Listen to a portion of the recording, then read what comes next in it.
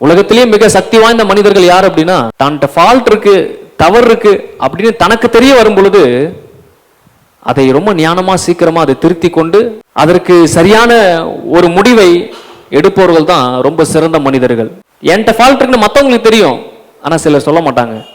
ஆனா என்கிட்ட ஃபால்ட் இருக்குன்னு சொல்லி ஏதோ ஒரு விதத்துல நான் கேள்விப்படும் பொழுது அது ரொம்ப தாழ்மையா அதை மாத்திக்கிறோம் பாருங்க. ஆமா இது தப்பு தான் அப்படின்னு உணர்ந்து அந்த நொடியை மாத்திக்கிறோம் பாருங்க. அந்த நபர்களுக்கு கொடுக்கப்படுகிற கிருபை மிகவும் பெருசா இருக்குது. தாவீதோட வாழ்க்கையில தப்பு பண்ணிட்டான், சபைக்கு போயிட்டு வரான், சர்ச்சுக்கு போயிட்டு வரான், டான்ஸ் ஆடுறான், எல்லாம் பண்றான். தீர்க்கதரிசி சொல்றான், நீ தப்பு பண்ணிருக்க அப்படின்னு. உடனே பாருங்க அவன் சொல்றான், பரிசுத்த ஆவியை என்னிடத்திலிருந்து எடுத்து கொள்ளாதையும். உடனே ஜெபம் பண்றான், நான் செஞ்சது தப்பு தான். 51 சங்கீதத்துல பெரும் குற்றங்கள் பெரும் பாவங்கள் நான் செஞ்சுட்டேன், ஆண்டவரே என்ன மன்னிங்கன்னு உடனே சரண்டர் ஆகிறான் பாருங்க. அவன்கிட்ட சொல்றாரு, உன் சிங்காசனம் நான் தள்ள மாட்டேன், நீ ராஜாவா இருக்கிறத நான் தள்ள மாட்டேன் அப்படின்றாரு.